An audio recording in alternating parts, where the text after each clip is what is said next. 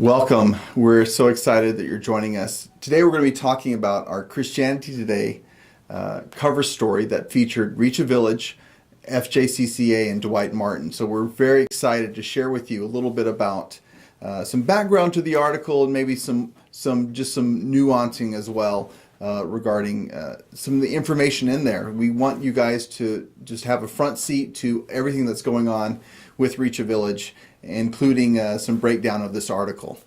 And the article was not just kind of an afterthought. We've been working with Christianity Today. They've been doing interviews, not only with us, but with other people who are featured in this and mentioned in this article as well. But they've been doing their own research and have added some very, very good things to the article. I felt made it just a very thorough coverage of this particular topic, which they named Counted Worthy. On the front cover, you'll see it says Counted Worthy. And that's a great title. Yeah, being a Bible-based, we love the Word of God, and our worth and our identity comes from Christ alone. Amen. And so we very much are counted worthy. So we really like the title on the cover of Christianity Today, Counted Worthy. It just has so many nuances to it. It's not only are each individual person, remember what Jesus said about there's more rejoicing in heaven over one person who comes to me than over the 100 people that are already righteous and saved and ready to go to heaven. So it's that kind of a connotation that comes from counted worthy. The human being has so much value. You cannot overstate it. I mean, we were worthy enough for Jesus to feel like he should come and die for us. So what a wonderful statement right on the front cover about how worthy people are that Jesus would die for us. So we are counted worthy in his eyes. But are our missions doing enough to make people feel counted worthy of what the effort, the cost, the effort of reaching people is about? So the article, I like the first nuance, but the actual word counted worthy is a lot of data in this is about data. A lot of the article, a lot of the words, a lot of the captions are about data and how people need to be capturing data and how data influences missions. So it's a great article for those of us who are serious about the Great Commission and about what we do and trying to measure what we do. This article is a really great coverage of that whole topic of where do numbers fit in missions. right.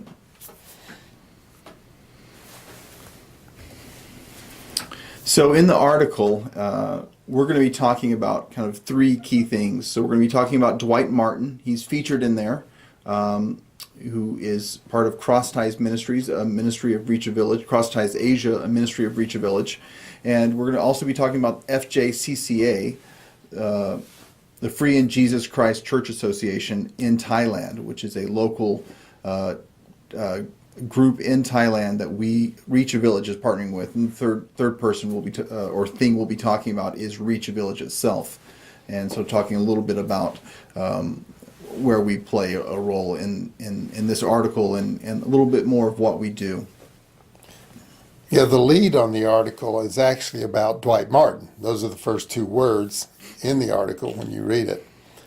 And by the way, we'd love to have your feedback on this in the comments section. Once you read the article, go ahead and feedback on it or send us an email at Reach a Village. So info@reachavillage.org. Shoot us an email and let us know what you thought about the article. So we're giving you highlights. And some of you, I presume, will have already read the article. So as you listen to us and as we give you a little bit of a backstory We would like your comments after having read it and hearing our backstory. Kind of what interested you or ticked your interest and made you want to watch this podcast and hear a little more of the story too. So Dwight Martin. Actually, Dwight and I go back a few years. We saw each other the first time probably 10 years ago after he first came to Thailand. Within a couple of years of him being there, he had already compiled all the old print resources that had been in Thailand, things that were translated into Thai or had been written in Thai. He wanted to get all that into a digital library. So the first time I saw Dwight Martin, he had a 3.25-inch floppy in his hands that he was trying to give out to missionaries and other Thai leaders, just to say, well, here's the resources we have. It's all in digital form. Now you can stick it in your computer. Yeah, those were the days. Those were the old days. Stick it in the computer and actually have a look at these things on a digital format. So that was his heart was right and really good. So I went over to the table and I actually got one of those discs from him and talked with him. And so I've been following his ministry actually for quite a long time. So that's an interesting flavor to the article. How does this fit? Dwight Martin and Reach a Village, how does it fit? Well, it really began a long time ago before we ever knew each other, personally. We just acquaintances. But I was watching what he was doing because I felt this guy knows what's important.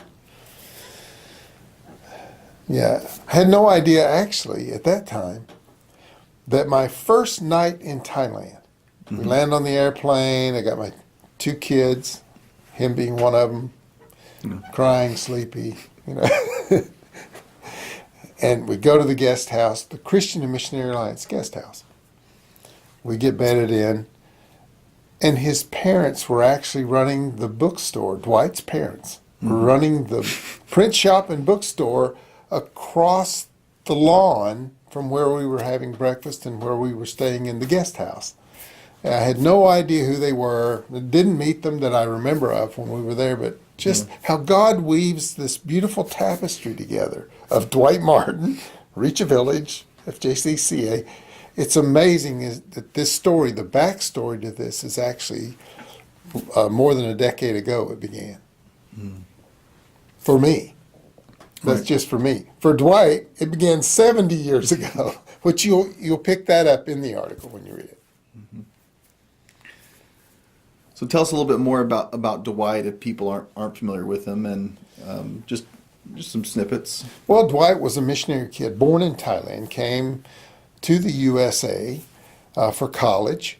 After he finished college, he went into business for himself as an IT person. So he actually started a couple of businesses and developed software, and that was his niche. And then about 13 years ago, God began to work on his heart and say, sell your business and come and follow me. Go back to Thailand. And, he was kind of shocked by what he was feeling. But he said even his kids used to wonder, why does Dad talk so much about Thailand? What's it about this place that makes him not be able to get over it, And so he took his family back to Thailand back, I guess it would have been more than 12 years ago, 14 years ago. Took his kids and his wife there and said, this is, and he felt so much at home, he felt a call to come back. And so he sold his business, a successful business that the software is still being used to this very day. And that's a long time for a software to be around, is 12 years like that. But a brilliant guy in the IT world, and went back to Thailand to offer his skills and his service to the country of his birth and to the church that his parents helped pioneer. Yeah. So it's a great story. And so what's Dwight's official role with the Thai church? Well, it was interesting when he, if you go to his website, crosstiesasia.org, you will see that he has a little video there that tells a bit of his own story, and it's worth watching. It really is. And he went back, and of course he was in his 50s, much like many of the Thai leaders remembered his dad when they had first met his dad years ago. Now they're 50, but Dwight was a teenager or a child when they first met Dwight's parents. Yeah. His mother was a translator, and his dad was an evangelist and church planter and pioneer missionary. So they said, "Oh, Reverend Martin has come back, but this time he's an IT guy." And they said, "Oh, we really need your skills." And immediately, because they knew his parents, they knew the legacy, they knew the history, they embraced Dwight right straight back into the Thai culture and into the Thai church. So that's a beautiful part of the story that you won't get from the article. He doesn't go into that detail, but it's a beautiful part of the tapestry that God has woven together to bring about what's happening now in Thailand. So Dwight came back with his skills and began to try to help the Thai church through digital resources, and then eventually started working on this database to find out where the churches were. What was the success of the mission effort that his mother and father had given their life for? What was that effort? Where are the churches? What is going on? How can I help the Thai church see itself in today's world? And so that's the kind of data he began to put together for the Thai church, especially for the Thai leaders. So in him having that role of collecting that kind of data on the location of churches and how many churches in this area, that area, what language did they speak, he knew what questions to ask about church and church growth. And so he was tracking those things for them. And they said, "Well, why don't you we're going to make you our official IT person. You're going to be the official research wing of the Evangelical Fellowship of Thailand. And as the leaders of the Thai church, we're going to embrace you and ask you to give us your expertise in this area," which he was glad to do. I mean, he walked straight back into a huge responsibility. Yeah. He didn't know what God was going to do with him when he got back. He just started working and connected with old friends, some of whom were his age, that had been won to the Lord by his parents. And now they were in church leadership, national leadership positions. So he stepped straight back in, boom, immediately useful and immediately a servant to the Thai church. Beautiful part of the tapestry God was weaving to make this story come about. Amen. There's an interesting quote that probably is going to stand out to a lot of people, found on page 31, where Dwight's quoted as saying, "Thailand will be reached by the Thai." Yeah, he, of all people, began to understand the strength of the Thai leadership because he was close to them right from the start. When he went back, he said, I've come back to help you, to help the Thai church. What can I do? How can I use my IT skills? And one of the things he realized was that they were already in the process of trying to come up with a broad national evangelism, church planting plan. They knew that their country was severely underreached when it came to the number of churches per the number of population. Right. They knew that, but they didn't know where or how. And so Dwight knew that these people really were hungry and interested to find out more about how to develop a strategy to reach their country. So that's kind of what pulled him right straight into that position. And he knew himself from having lived there as a child, having seen all the hard work of his dad, having known the history of the church in Thailand. 190 years of missionary work had gone on, and less than 5% of the villages of the country had been reached.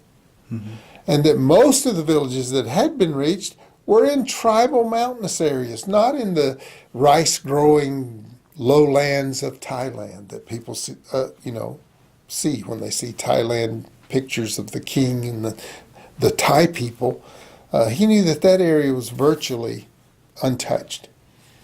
So he began to map those districts and sub-districts and put that map into an interactive database where you could actually see where the churches were and where the churches were not.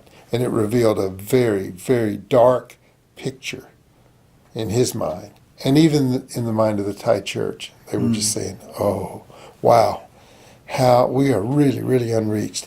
We've got to come up with some kind of national plan. So they began to work on all kinds of plans. Just about everybody that came in with some church planting idea, they were willing to listen, because 180 years they had not made a lot of progress. So, I mean, they were listening to every major name, many of which you will know, that came through, grasping for something to set the Thai church on fire to reach their country. Yeah. And that's part of this backstory, too, is how hungry they were to reach their own people, and Dwight knew it. And he knew that the Thai culture, it was so complex and deep. He knew why the trouble was, 180 years of, 90 years of missionary work and so few results. Dwight knew he knew, but he couldn't pinpoint exactly why, but he knew that it was a difficult place. So therefore, he came to the conclusion very early, if Thailand's going to be reached, it'll be reached by the Thai. Mm. So that's where that quote comes from. It's a very important quote. So then that kind of moves us to the next character in the cover story, and that's the FJCCA. The FJCCA is one of the now it's large, but before it was just a tiny group of an indigenous independent denomination, Free in Jesus Christ Church Association. I love it. Most people don't know that the word Thailand, Thailand, comes from the word free. So actually, if you translated the Thai part of Thailand, it's free land. So these Free in Jesus Christ Church Association, it was perfect. I loved it. First time I ever heard it. When Dwight told me about it, I said, I found this church group, this group. It's a small group, but it seems like they have the right DNA, to grow. And I'm going to find out what's going on there. So he went to meet Brother Somsak, Renasak, at the FJCCA, which is right. If you took a dart and you threw it at a map of Thailand and it hit right in the center, the bullseye, Phetchabun province. And that's exactly where Somsak Renasak and his team, his family team, and his growing small team of workers were located when Dwight hooked up with him first. So it's quite a story. The FJCCA becoming a big part of the story of the current revival that's happening in Thailand. So the FJCCA plays an important role, we believe, personally, I believe, in the actual accomplishment of giving a real strategy and an on-the-ground, a very Thai approach to the reaching of the country of Thailand. Yeah. So Dwight met with them, and what did he share with them? Well, the only thing he knew to share with them was his data. He said, well, now, here you are and located in this province, and if you look at thaichurches.org, if you go there, you'll realize that the whole country's been mapped out and gridded out, and using Google Maps, you can find out where the churches are, where they're not. And Dwight was mapping down to the sub-district level, which would be almost, would be smaller than a county here in the United States. Okay. It would be like a cluster of communities, a cluster of villages would be a sub-district. The district and then the province. So you can see that it would be a cluster of communities, a cluster of villages. So he knew relatively accurately to the cluster of which sub-districts within the province had no church at all. So he began to show from his maps to this small group of think at that time maybe they started in 1984 from Pastor Somsak himself. It was 80-something miles to the nearest church, and so he started a church in Phetchabun province for his family primarily. And then by the time, a couple years ago, 3 years ago, by that time it had grown to maybe 30 churches. And so that's when Dwight connected up with them. This FJCCA had grown to that point, saw the data, saw the sub-districts and provinces around them, and said, wow, these areas are unreached. We need to get there. We need to go. And so Dwight's maps, once they saw the maps, they realized how unreached the areas around them were, and they began to put together a strategy. Those core of churches that had been planted put together a strategy of outreach into the surrounding areas of their own province. And that's where it all began. So it launched. So counted worthy. So the FJCCA saw that these big blocks of lost people in their own country should be counted worthy to be entered into. The gospel should go in there. And so they took the initiative. Dwight said this is the first time that, he had done this before, and people said, okay, with the National Plan of Thailand, the Evangelical Fellowship of Thailand had often, for last several years, had set goals. We're going to try to reach, how many million people by the year so-and-so. And time after time, they fell short. Just setting goals wasn't enough. But these people were willing to go out and actually say, okay, this village is 8 kilometers away. Oh, we can do that. Let's do it Saturday. They began to put together concrete plans of reaching out. And that's how the whole thing began. And as you will read in the magazine article, it's the fastest growing movement of church planting in the history of the country. All done by a group of people who saw the data, and the data moved them. Yeah. They looked out beyond themselves and saw the darkness of the surrounding geographic areas and realized that there were so many people in there that needed Jesus. And they went to work. They put it into action.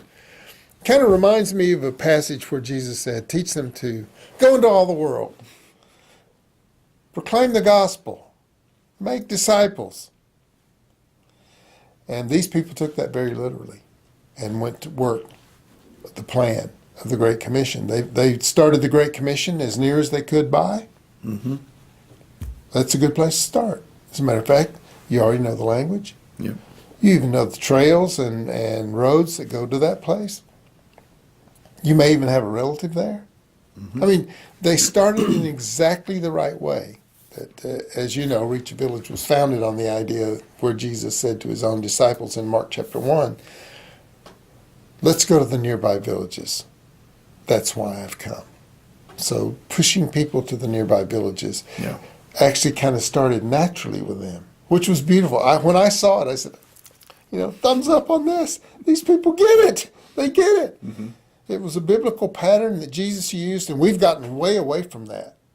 Yep. We, in our mission circles here in the U.S., we talk about unreached people groups and, very remote people of 5,000, a tribe of 5,000 up in some tribe somewhere in a mountainous area that you have to fly into. So we got to, put together the pilots and train the pilots and buy the airplanes and fly these people in there and translate their language. And they need the gospel, no doubt. But that has really become one of the main focus areas of missions over the last 40 years. I've seen it. I've lived it. I've watched it.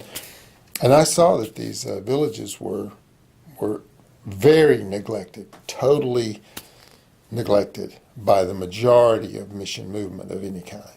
And then the other big movement in our age has been to the cities. Oh, the world is urbanizing. So let's go. Let's go to Hong Kong, Bangkok. The result? 190 years of gospel being in Thailand?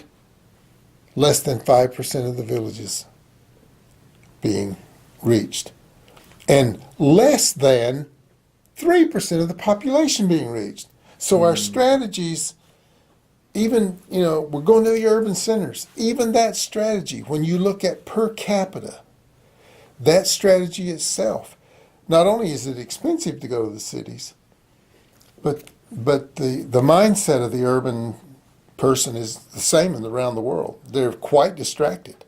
Yeah. And it's not only more expensive, it's a little harder to get to people, it's harder to become part of a community, to begin a community of faith, to identify with the people that live around you. How easy is that for us? It's the same all over the world in cities. So our strategy, our mission strategy itself, we may have been counting the number of missionaries we sent out, but why we sent them, how much it cost, where we sent them, and how much of an impact that was having on the country at large was a question I don't think we were asking ourselves enough. I think this article brings that out really clearly, that we should think about the numbers. People are counted worthy, right down to the individual person. And if you're leaving out 95% of the people in a country with your strategies, you need to rethink your strategies. So anyway, that was free. That's just my opinion. As founder of Reach a Village, that's my opinion. Right. So, and then also we were very happy that we were little article. There are multiple paragraphs talking a little bit about Reach a Village and our model of working with local nationals to spread the gospel from village to village in their countries. So we're very happy that Reach a Village was featured. Talked a little bit about how we're doing work in Myanmar and Cambodia and Laos and Vietnam and the Philippines. And so it was nice that they mentioned that. Yeah. I was glad they mentioned us, because I think even the editors realized how that as part of the fabric of what was happening in Thailand involved their shift of thinking. It was interesting how the Lord engineered this. Many of us who have been missionaries in Thailand had been praying for decades for a breakthrough. And many of us, and if you look back on articles and Facebook posts and things like that over the last 3 or 4 years, you'll see that there was a rally of prayer that somehow the death of the king, the oldest reigning monarch on earth, the death of the king and the maybe the opening of the heart of the Thai people would happen at the death of the king. And I'm telling you, there were a lot of us praying that surely some miracle's going to happen at the death of the king to make Thailand's hearts open to the gospel. Well, the king died. No significant change. No big bleep, bleep, bleep on church growth. No, Right. As a matter of fact, the government even made it tougher on the church at that point. Mm-hmm. They decreed that now that the king is dead, we will have a 1-year mourning period. There will be no open celebrations of any kind. Whether it be, happy celebrations of Buddhism, no. All things must go. The nation is in mourning. Well, the people with the FJCCA had already planned their outdoor. They had been using basically whatever they could, a way of trying to reach people. Right. So they'd been using these in the towns, because they're from Chondan, which is a little town that has stores, and it's about as modern as a small town anywhere in America. Yeah.